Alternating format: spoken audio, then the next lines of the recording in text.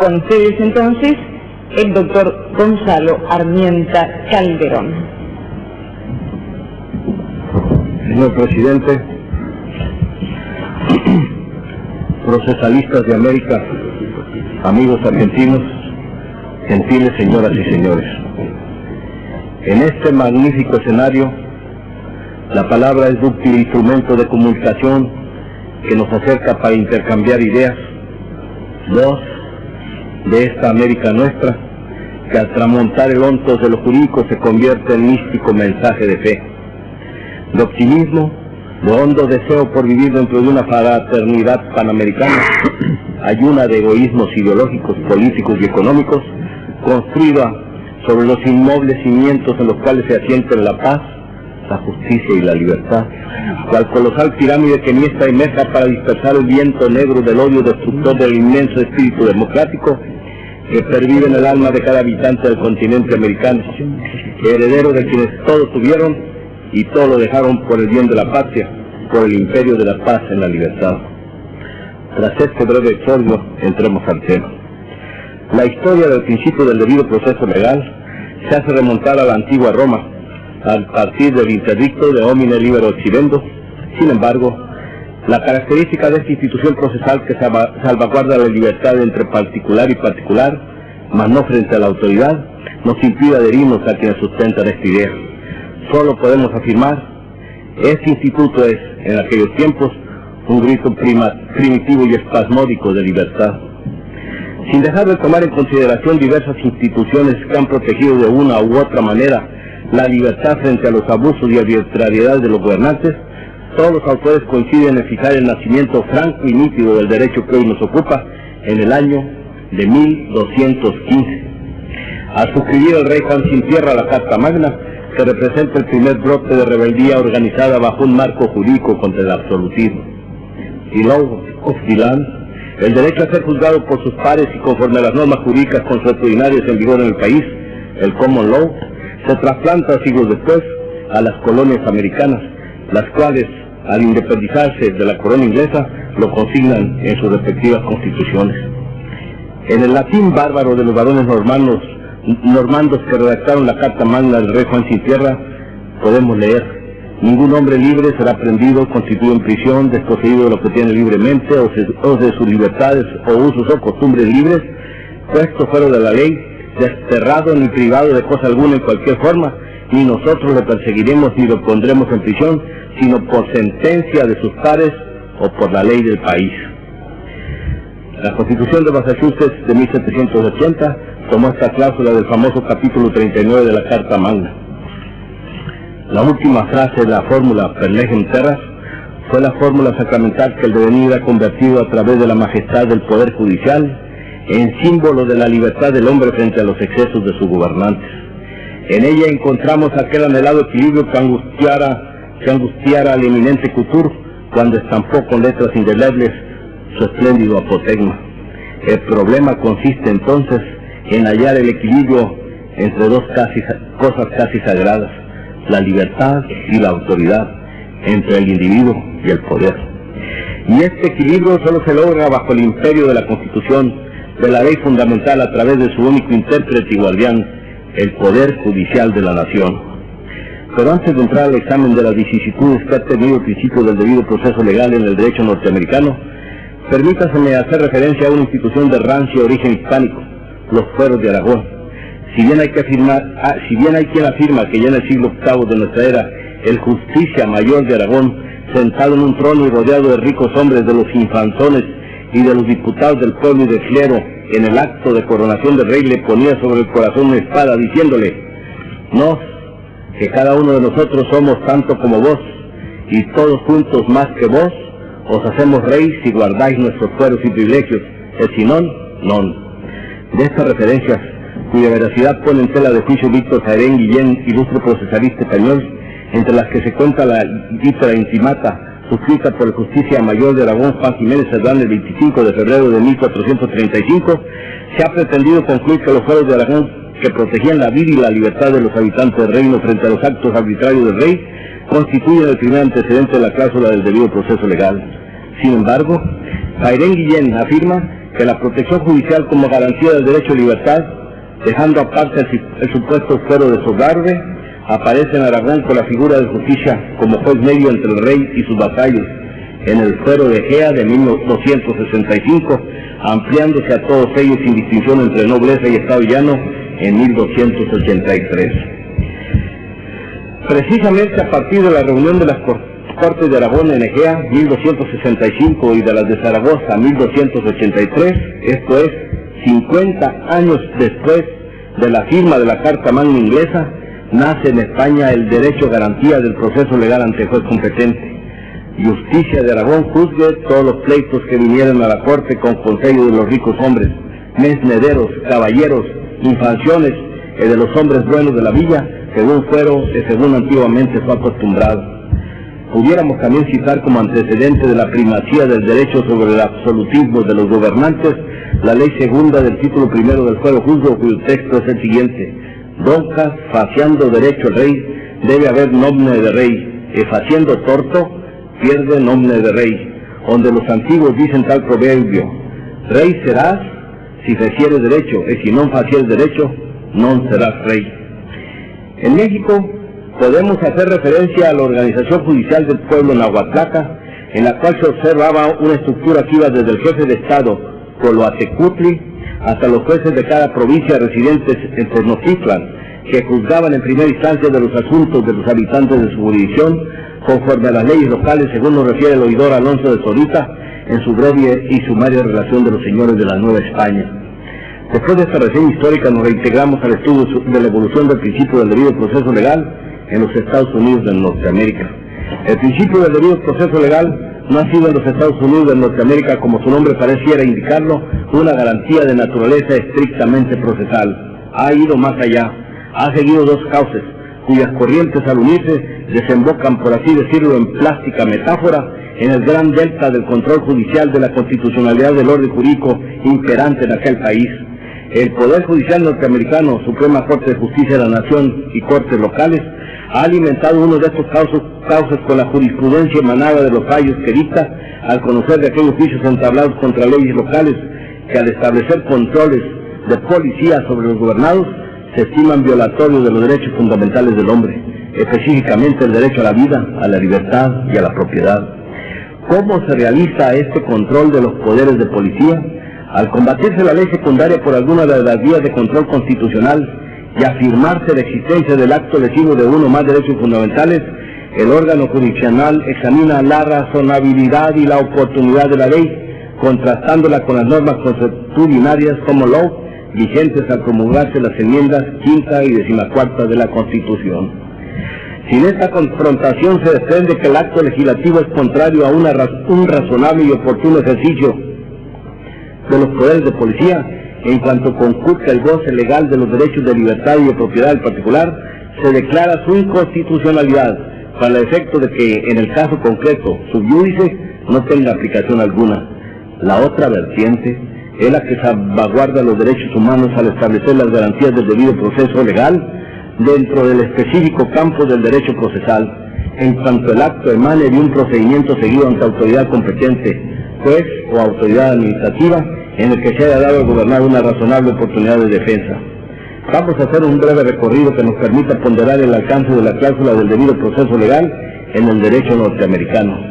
El 25 de septiembre de 1789 se aprobaron por el Senado las primeras 10 enmiendas a la Constitución de los Estados Unidos de Norteamérica, entre las cuales destaca, no solo por referirse al tema en estudio, sino por la trascendencia que tiene el desenvolvimiento del sistema de gobierno federal, la 5ª enmienda.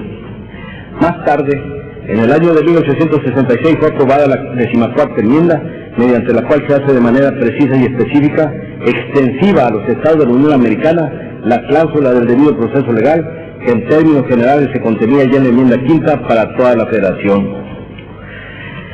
En relación con estas enmiendas, Jacques Lambert, en su Historia Constitucional de la Unión Americana, nos precisa que ambas contenían la misma prohibición de privar al ciudadano de la vida, la libertad o la propiedad sin el debido proceso legal. Sin embargo, existía jurisprudencia cierta, reseña el autor en consulta, en el sentido de que la 5ª enmienda solamente tenía por objeto limitar los poderes del gobierno federal y no restringir en nada la libertad de los estados. Es verdad, nos dice, que la cláusula del debido proceso legal, la cual parece haber ejercido una especial atracción sobre los constituyentes americanos, había sido imitada por la Constitución de los Estados.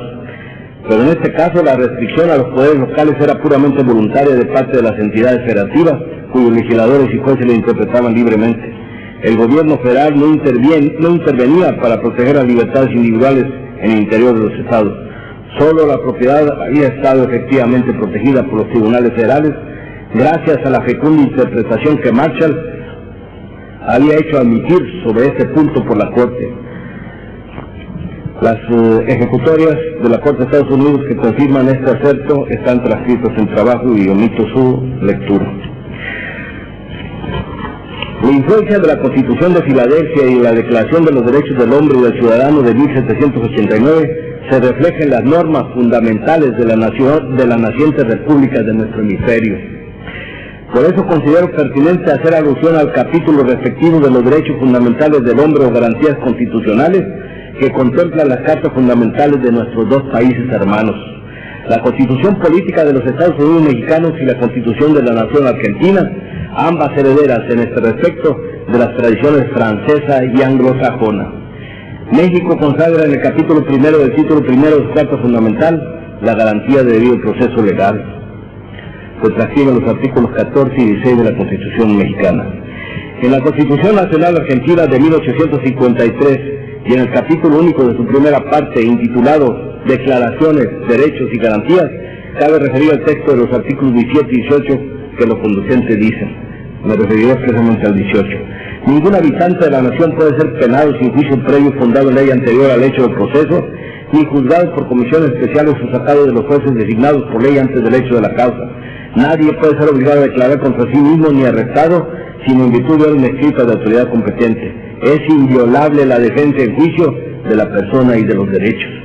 Esta garantía del debido proceso legal, nos dice Eduardo J. Couture, citando a Jacques Lambert, es la garantía de la justicia en sí misma, establecida en todas las constituciones desde los primeros textos que se conocen. Su fórmula ha sido expresada mediante la famosa frase de que el debido proceso adjetivo constituye dar al demandado la garantía de su día ante el tribunal, si day in court. Concretando el alcance de la misma, precisa que consiste sustancialmente en un emplazamiento, notice, y en él la posibilidad de ser escuchado, hearing, por jueces idóneos y responsables. Al referirse a los fallos de la Suprema Corte Argentina, indica que está sostenido la tesis de que la garantía del debido proceso está constituida en lo esencial por la posibilidad de aducir una defensa, por la posibilidad de producir prueba y por la posibilidad de ser condenado mediante una sentencia emanada de los jueces de la Constitución. Pero donde a mi juicio la garantía del debido proceso legal alcanza su más completa expresión es a partir del reconocimiento de los derechos sociales en las respectivas constituciones, por parte de los países que así han procedido, entre ellos México y Argentina. En efecto, si bien la etapa del liberalismo individualista se caracterizó por la protección de los derechos a la vida, a la libertad y a la propiedad frente a los órganos del Estado, al entrar a esta nueva etapa del liberalismo social, esta misma garantía se agiganta para proteger los derechos de los grupos que por sus condiciones económicas, culturales y sociales requieren de la tutela del Estado mediante el reconocimiento de aquellos derechos fundamentales que con el carácter de derechos sociales vinieron a engrosar las filas de los derechos fundamentales del hombre. Se ha planteado cuál debe ser la denominación correcta de las tradicionalmente llamadas garantías individuales, entre las que ubicamos con carácter preeminente a la de debido proceso legal. Han sido los juristas italianos quienes al desarrollar la teoría de las garantías constitucionales conceden carta de naturalización bajo este nombre a los medios procesales establecidos con el objeto de otorgar al justiciable la tutela de sus derechos fundamentales, habeas corpus, juicio de amparo. Congruente con esta evolución semántica del vocablo, el distinguido jurista mexicano Héctor Fix Zamudio indica que debe adoptarse la denominación de garantías fundamentales para las normas fundamentales o instituciones públicas y garantías de la Constitución para los métodos procesales, represivos y reparadores que dan efectividad a los mandatos fundamentales cuando son desconocidos, violados o existe incertidumbre respecto de su forma o contenido. De la anterior clasificación separaría yo una tercera especie, a la cual daría el nombre de derecho garantía.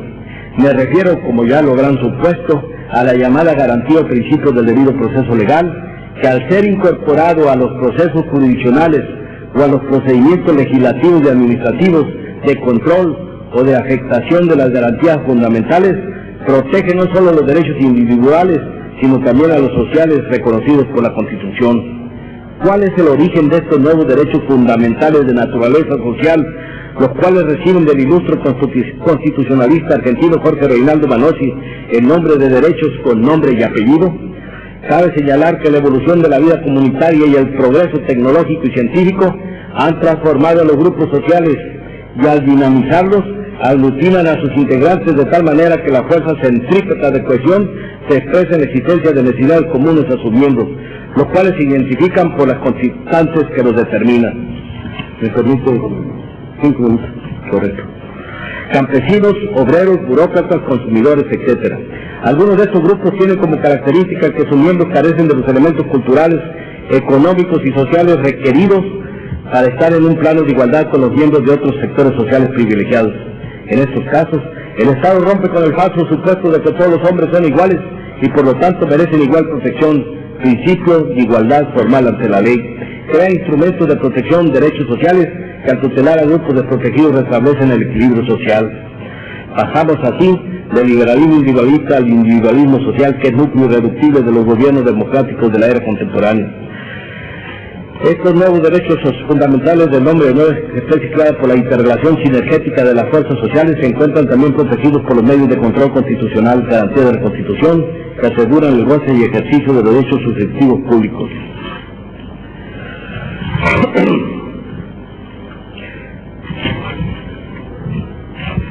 Este interdicto se propone por causa de defender la libertad, decía la ley primera del interdicto de homine libero occidendo, y tales podían haber sido las palabras del juez federal de La Plata, cuando declaraba la nulidad de un contrato de trabajo en que el trabajador renunciaba a la indemnización por despido injustificado, extrayendo el contenido de su sentencia del Corpus Juris Romano. La jurisprudencia de los tribunales de los países panamericanos nos ofrece pródiga múltiples ejemplos en los cuales el derecho a garantía del debido proceso legal ha sido infranqueable valladar que resguarda los derechos fundamentales del hombre. Es el Poder Judicial independiente, responsable y dotado de autoridad, el que cultiva el frondoso árbol de la libertad y combate la cizaña del totalitarismo redentor, el cual pretende destruir los frutos ubérrimos de una democracia nacida en los pueblos de América al romperse el yugo que los ataba a los regímenes de colonizadores del viejo continente.